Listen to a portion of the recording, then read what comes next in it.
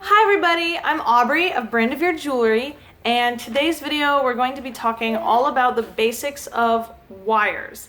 I was asked the question last week if I had a video or knew of a video that talked about that kind of stuff, and I was like, why didn't I think about that myself?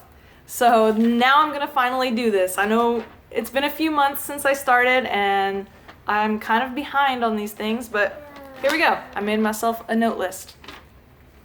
So, without any particular order, I'm just going to jump right in. The shapes of wires. The shapes that I know of, the most common are square, round, and half round.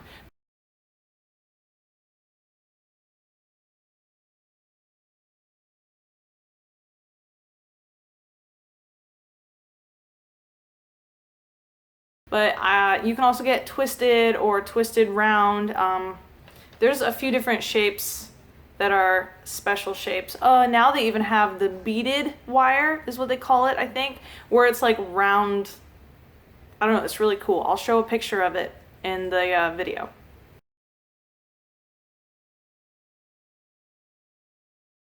So in the shapes of your wires, you also have different tempers. You can buy it in dead soft, which is the most common.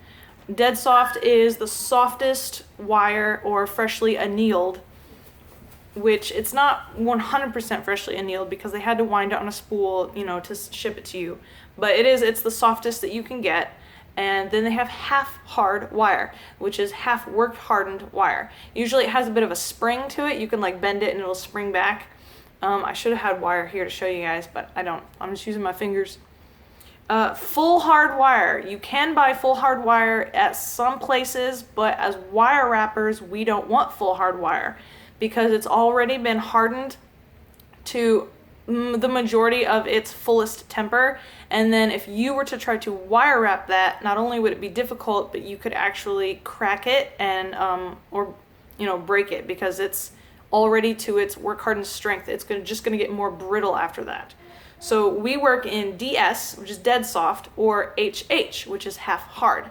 Half hard you're gonna want to use when you're wanting something stiffer, but for the most part, I use dead soft, and I think most wire wrappers use dead soft.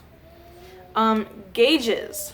Gauges are a fun little number that confuse people sometimes. At least I was confused when I started, because the higher the number, the smaller the wire. So the most commonly used gauges are 18, 20, and 22.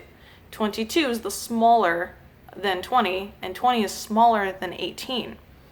And it goes all the way up to 32 gauge, which is like hair thin wire. I use all the way up to 30. I have some 32 gauge, but I've never used it before. It just kind of sits in a drawer. It was given to me as a gift. And I guess I'm saving it for an experiment I'd like to try someday, but it's really very fine wire, and it would be hard to not break it, But yeah, the most popular sizes in working are 18, 20, and 22. And the most popular sizes of gauges of weaving wire are 26 and 28 and 30. Like I said, 30 is really fine. I've never used 32, but 30 is a good wire. The most common is 28 gauge. 26 gets a little thick, but if you're working in thicker base wires like a 16 gauge and then you're wire wrapping at 26, if you're more experienced, I would say 26 would be good. But it does work harden faster. The more you use it, the stiffer the wire gets. It will work harden itself up. And once you get it to the point where it breaks, then you just have to either start a new wire or, I don't know, get creative with it. Before I move on, I did want to say, because I forgot to show you this, the difference in gauges in square and round and half round. Believe it or not, square wire is bigger than round wire. Of the exact same gauge, it's the same width or height, but square wire has the edges because gauge is measured side to side, not point to point.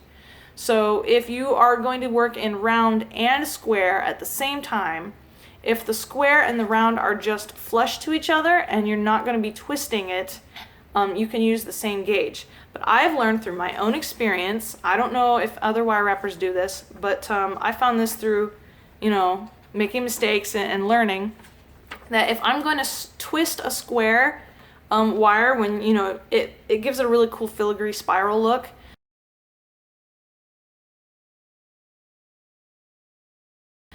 But the square wire is going to look bigger than the round wire because of this right here.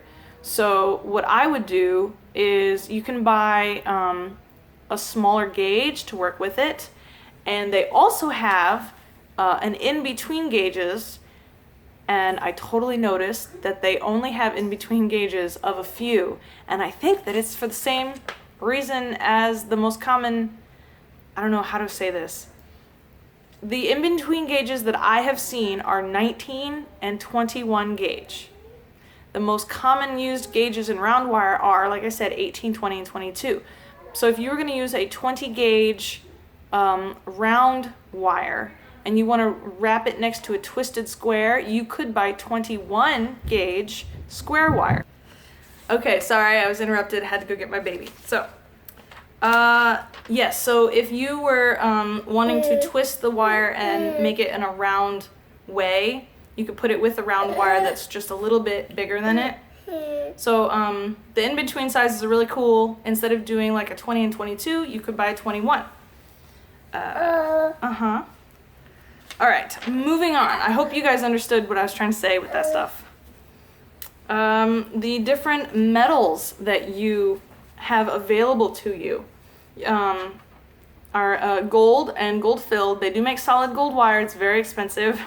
Gold filled wire is a tube of gold that they fill with jeweler's grade brass wire, and then they stretch it out. Usually you have two options. You have 1/10 or 1/20. And 1/10 is very rare. I've only seen it once in my life. I wasn't searching for gold, so I kind of passed it by. I checked to see if Rio has any 1/10 wire, but they do not. They only have 1/20 gold filled wire. And then you have your carat weights. So you've got, 10 carat, 12 carat, 14 carat. The most common are 12 and 14. And the way that it's displayed when you're buying it is your carat first, and then slash the amount, like the 1/10 or the 1/20. So if you were buying 14 karat gold filled wire, which is my preferred, I buy 14/20 because I'm buying the 14 carat weight and then the 1/20. So you have 5% gold on the outside of your wire, as opposed to just like a couple molecules if you're going to buy plated. So you have a hefty amount of gold. They say if you wear it every day for your entire length of your life, 80 to 100 years, it would still not wear through all of the gold that you have on there. So that's pretty awesome.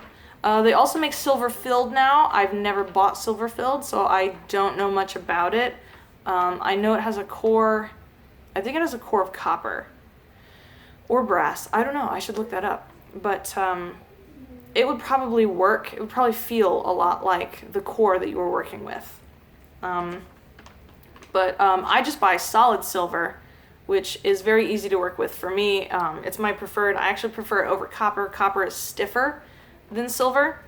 And that's actually what I'm going to address here in just a second, because you have your different types of silver you can buy is fine silver, which is 0.999 or 99.9% pure silver. You have sterling, which has copper added to it, 7%, 7.25, 7.75% copper. It has a little bit of copper added to it. It stiffens up the wire. You still have the bright silver color, but it has a higher strength, a higher durability, can't talk, than fine silver. And for a very long time, everyone preferred sterling silver. And then not too long ago, they came out with argentium silver. Sterling is 0.925 or 92.5%. So there you go, 75%. 92.5% silver, and the rest of it would be copper. And then the argentium silver is brighter. It has the whiter silver color of fine silver, but it is stronger. It's stronger even than sterling, I think. A little bit stronger, or the same strength. But it is 0.935 or 93.5% silver. And they mix copper and germanium in it. The germanium is what gives it the brighter white color and the higher strength. It does make it brittle, though. One thing about argentium is that it is more brittle than sterling, but that doesn't really affect it yet. Hi. Argentium also doesn't tarnish like sterling does. Sterling, because it has the copper, it does tarnish a bit more. And argentium is tarnish resistant. And then other than that, you have your normal copper, brass, bronze wire, which isn't very common, but you can find it. And then you can buy your plated wires. There's also German silver, which is actually nickel.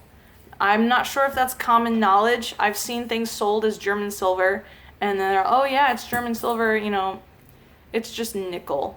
So people with allergies who didn't know that would buy it, and they would waste their money on something that they couldn't wear. So I don't like that term, German silver.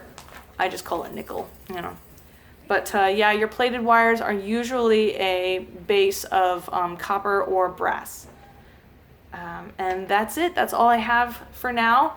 If you guys have any more questions, please ask below. I will be happy to answer them for you. And if I don't know off the top of my head, I will research it for you guys. But yeah, so I hope you found this video informative. Please don't forget to subscribe and give me a thumbs up if you liked this video. And I will see you guys next week.